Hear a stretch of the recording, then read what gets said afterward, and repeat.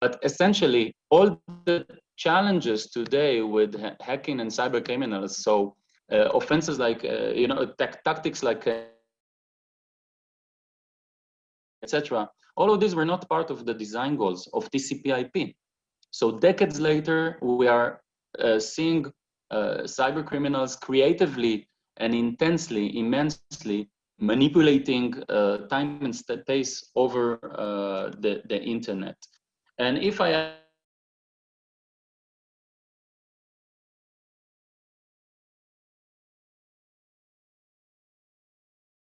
what would you say? I mean, if I asked you if you can define in one sentence what does the internet do?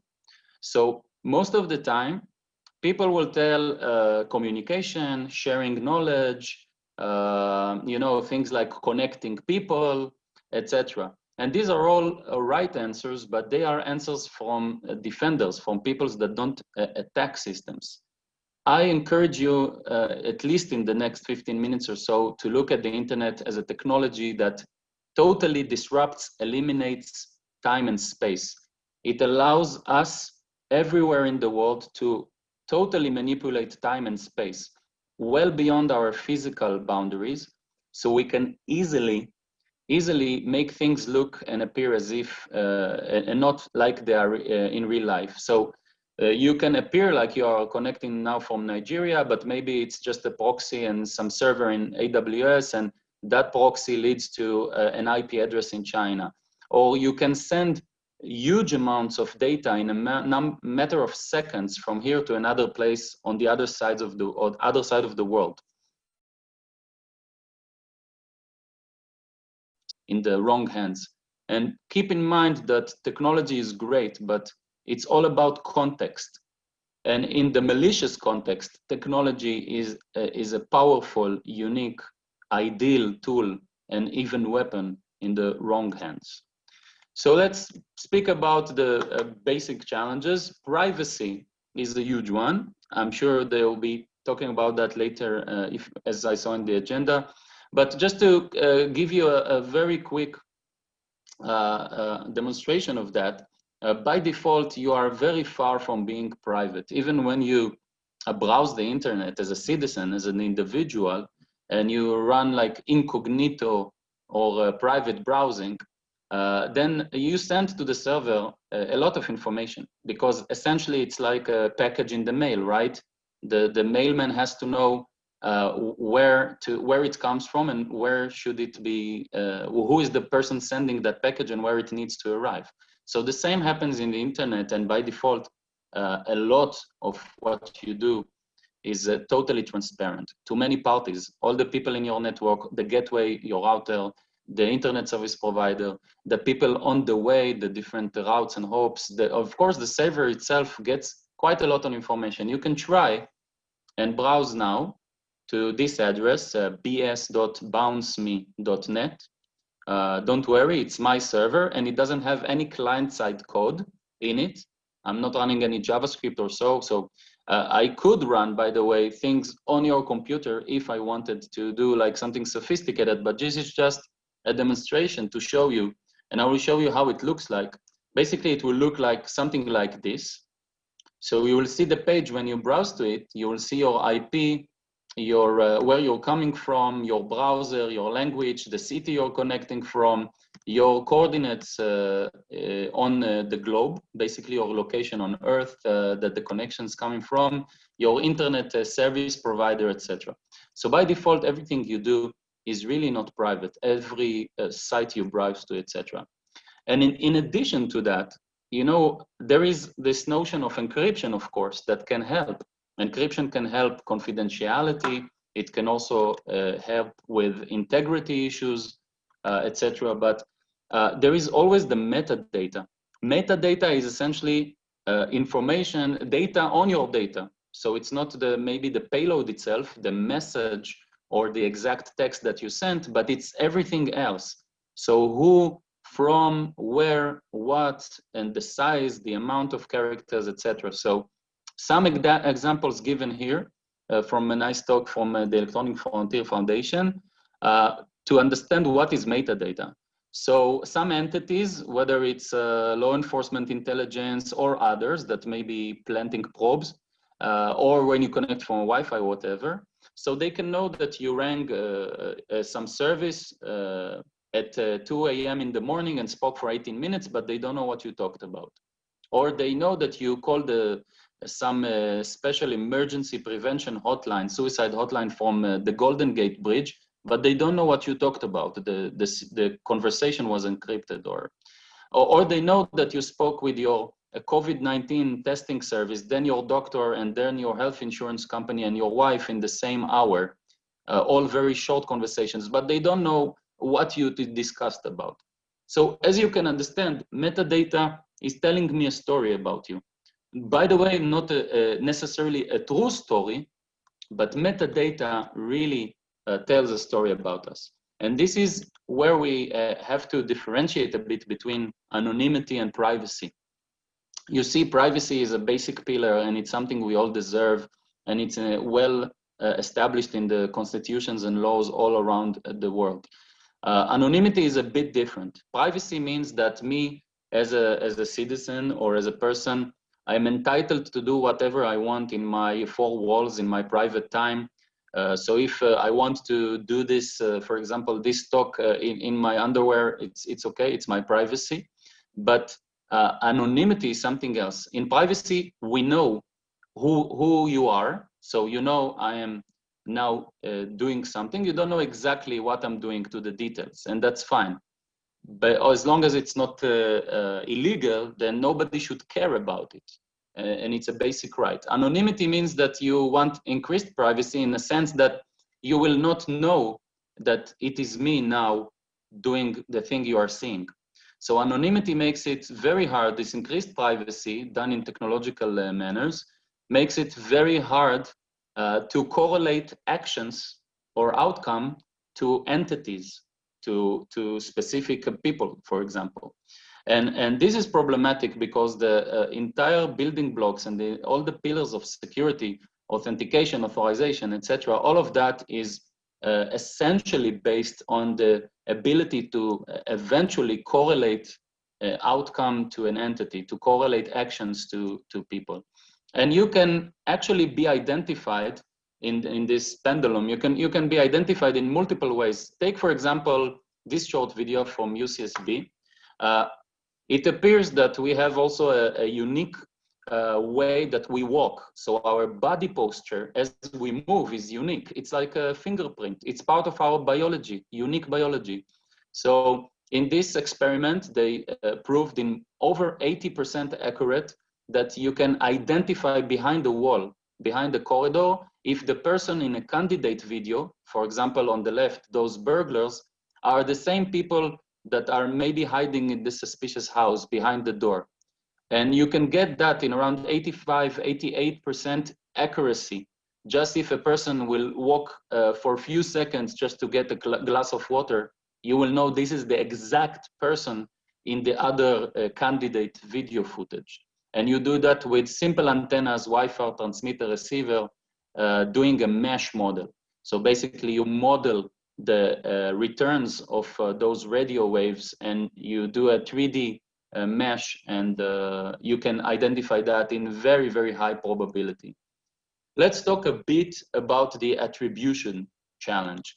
What you see here is code, real code from basically malware found. And even if you don't know to read code, you don't have to be a programmer or a hacker. You can read here the English, and you can see the result equals get user default language ID. And if the result, if the default language ID of the operating system is Russian, Armenian, Belarusian, Georgian, etc., essentially, if it's somewhere in Russia, then exit process, meaning terminate.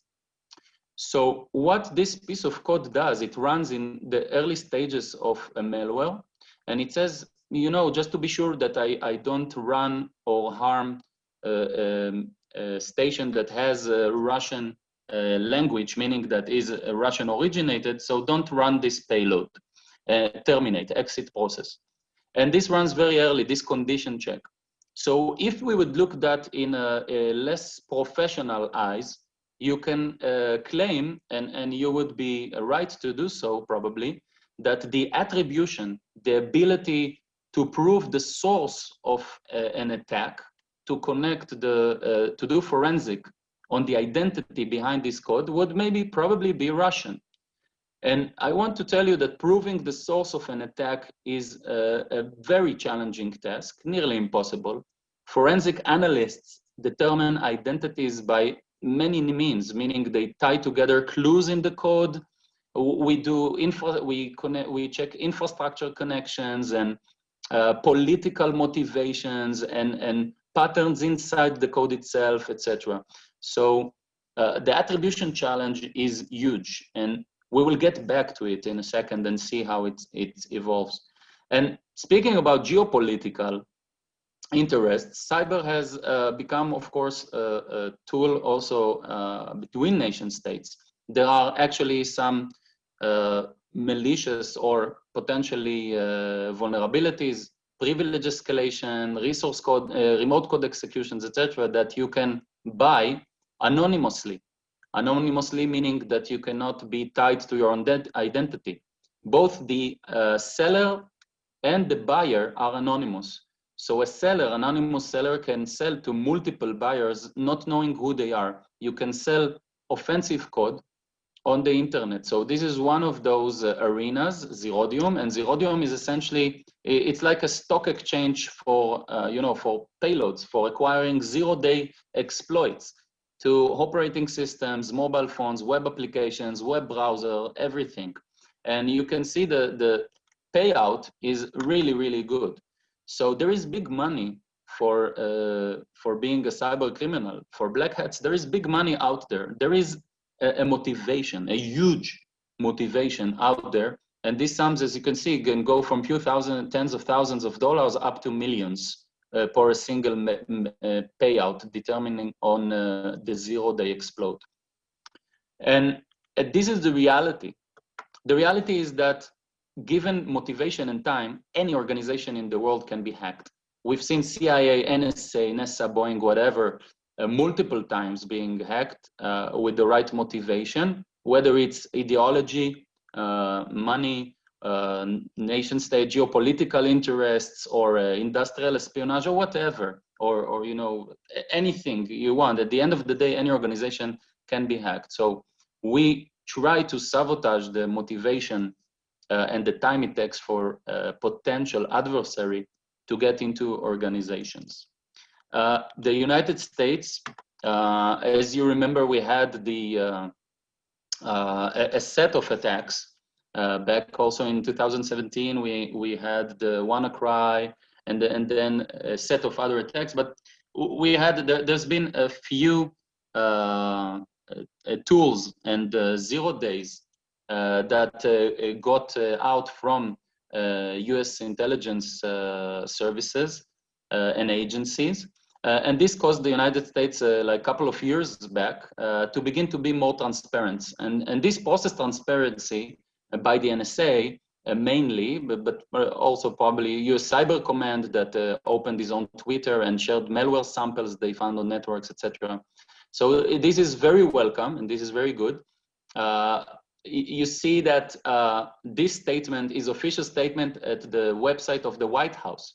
So the cybersecurity spokesman of the White House, there is such a position, speaks here, and I will give you the TLDR, the short of this official document. This says that if the United States, in one of its dozens of agencies of intelligence, etc., finds a 0 day by research or by any other mean, buys it or whatever, it will not necessarily share it with the vendor. Meaning if you are Microsoft, Apple, etc., Adobe, I know companies, US commercial companies, then not necessarily the government will share those findings with you. It will have the judgment, because national security overcomes in some conditions the need for those companies to patch their products sometimes. And national security is a big thing.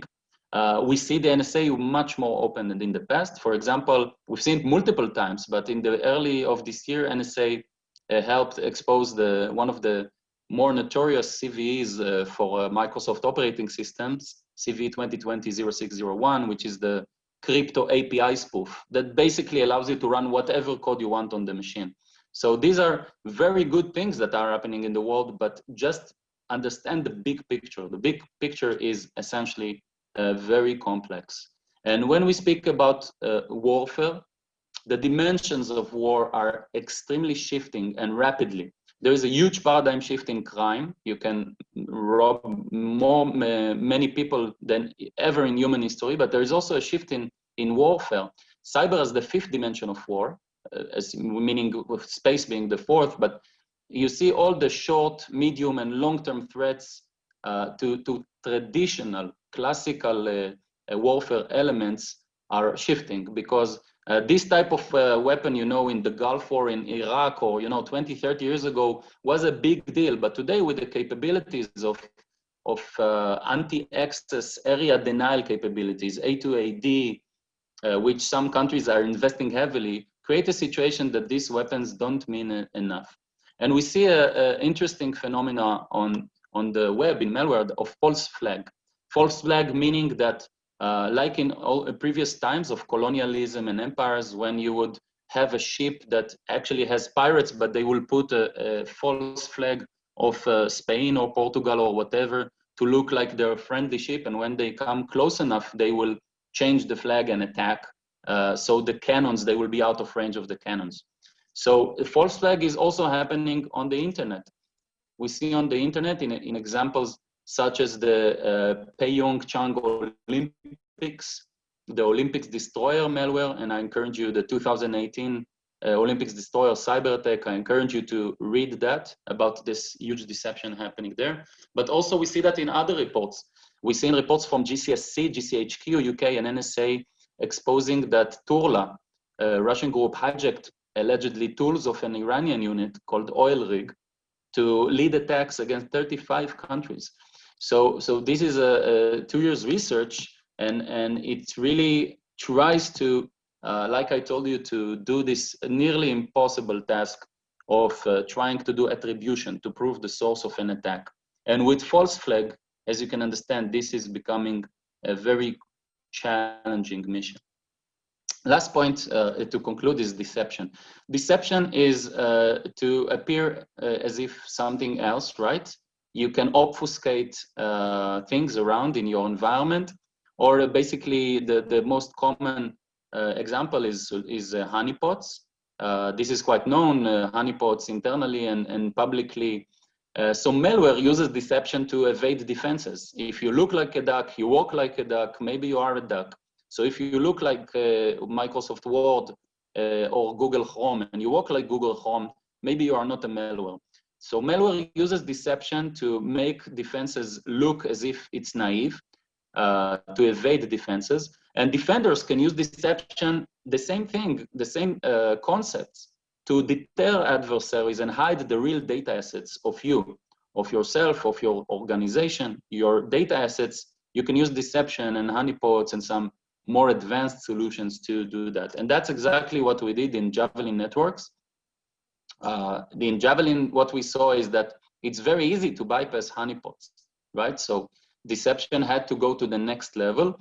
And you see here in these screenshots, it's the very common living off the land example of seeing the domain admins. So in a Microsoft domain network, these are the privileged, highly privileged users on that network. But when we deploy Javelin, we basically do an in-memory deception. So we do a really smart NLP, obfuscated objects, in memory. We basically learn the real names of the assets and create fake, quality fakes in memory, multiplies 10 times more from the original real assets, privileged users, databases, application servers, etc. And when an attacker tries to reconnaissance, to enumerate them, tries to do lateral movement to strive to go towards them, then of course he has a surprise waiting, because all this look very much convincing. But of course, most of it is fake. So in the first chance to touch those, then we will have an high fidelity alert, meaning a real alarm. The last thing I want to discuss is the one I showed you about the attribution. So in this example, if we would use this in-memory hooks, like a company called Minerva, among others, is doing, so the malware asks, am I running on a Russian language OS? So we can say, we can intercept this call in memory, and we can answer yes. But actually we are on a Nigerian laptop or an Israeli laptop. And then the malware will simply terminate. So this is real-time memory hooking. It's very, very fast. It's not a VM or a sandbox or whatever. And the same could have been done in the pages of history. We know Stuxnet, probably you've heard about that. The malware found in Natanz, in the Iranian nuclear facilities. So in Stuxnet, you know, the malware that was found by the Belarus researchers, they said, you know, the malware was checking, have I arrived in Natanz? Are these Siemens programmable logical controllers? Am I in the right place? So if we could inject in the memory and say, no, there are no Siemens PLCs here, how would history look like? So the key takeaways from me before I open for questions and answers is that it's extremely challenging to both correlate actions to entities as well as maintain very basic privacy in our challenging times. And there is a pendulum effect. Everything in cyber, like in life, is two-way. So privacy attribution deception can be used against you, and you can use it for your